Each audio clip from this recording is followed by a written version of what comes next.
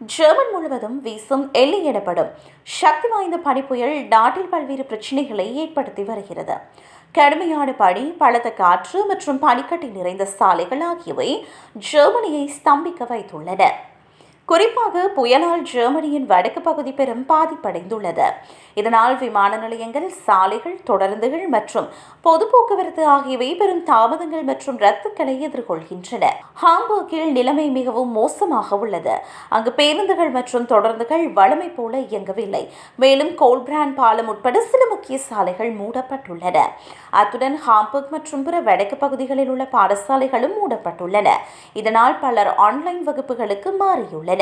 மேலும் வானிலை காரணமாக விமான அட்டவணைகளில் தாமதங்கள் ஏற்பட்டுள்ளதாக பிராங்க்ஃபர்ட் விமான நிலையம் தெரிவித்துள்ளது.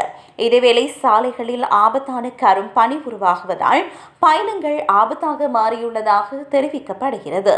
கடலோர மற்றும் உயரமான பகுதிகளில் காற்று, புயல் மற்றும் சூறாவளியாக மாறக்கூடும் என்று எதிர்பார்க்கப்படுகிறது. ஆல்ப்ஸில் பனிச்சரிவு அபாயமும் அதிகரித்து வருகிறது. இதேவேளை துரதிருஷ்டவசமாக இதுவரை வானிலை தொடர்பான விபத்துகளில் 2 உயிரிழந்துள்ளனர்.